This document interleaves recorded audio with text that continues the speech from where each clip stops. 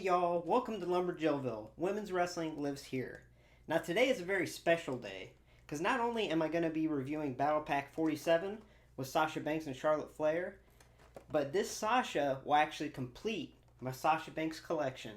Let me present to you the Sasha shelf. That being said, let's dive in and take a closer look at both of these figures. Okay. So as you can see, the plastic slid right off the cardboard backing. So good thing I decided not to display this boxed.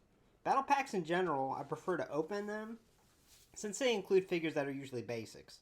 These two ladies look great from a distance, and I love the color choices for both of them.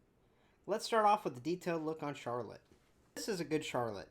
Her Basic Series 71 release in all blue, and her WrestleMania 35 Gold Basic I previously reviewed are both better options for her basics, but this one's just fine. Her Battlepack 41 release with her dad has a great white attire, but something was off about that face.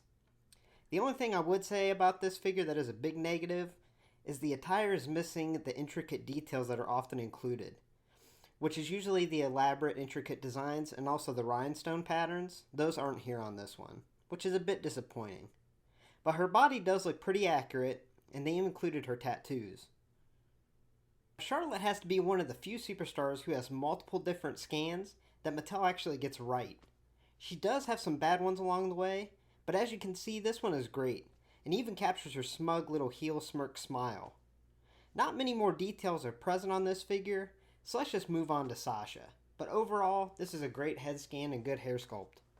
As mentioned before, this is the very last Sasha I needed to complete my collection of her, and I have to say I love it. The likeness is great. But something a little odd is they used a different midsection mold than the one that they used so much previously on her. But this still captures her muscular physique and it works. But wait a second. Dang, homegirl don't have a belly button. Listen, Mattel, I went to college in the medical field. And since y'all struggle so much with the female anatomy of the belly button, whether it's painted over or just not included, call me up and I can help. What a job title that would be.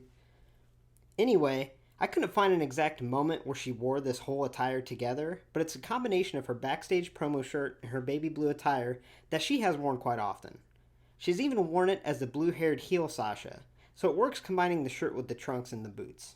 The cool thing about Sasha is she comes with her signature sunglasses and her legit boss chain. It's actually the same mold used in her women's division Walgreens exclusive Elite chain, except this one doesn't have the black paint detail on the inside, which I'm not complaining.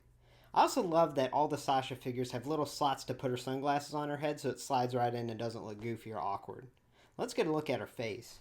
As mentioned before, Charlotte has had multiple different but good face scans. Sasha, on the other hand, has had a few that were completely off, like her debut Basic Series 59 figure, her WrestleMania 35 Elite, and even her Elite Series 44.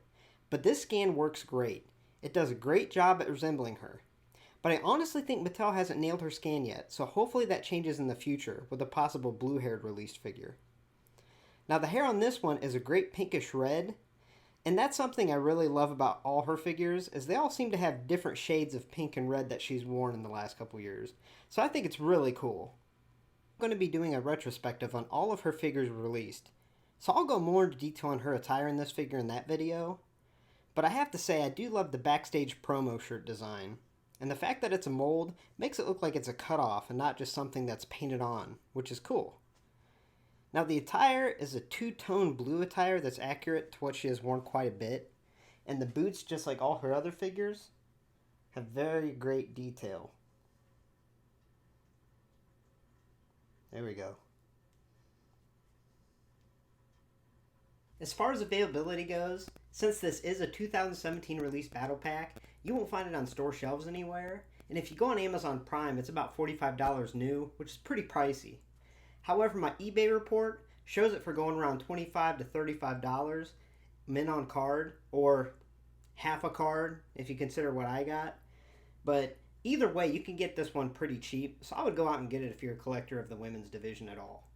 So overall, I give this battle pack a rating of 7.5 out of 10.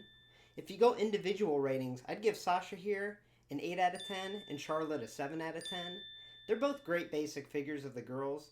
Charlotte has a couple better basics out there, but it's going to be hard to find a better basic Sasha. So overall, these are great. Now, before we depart LumberJillville, and I thank y'all for coming, I want you to be a part of something special. I'm going to have you follow me to the saucer shelf and finish my collection. Let's go.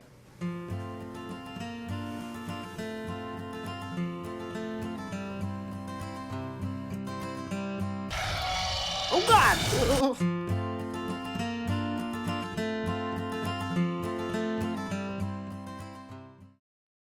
I love you, Sasha Banks. I really love you. Thanks for stopping by LumberJillville. Remember, women's wrestling lives here.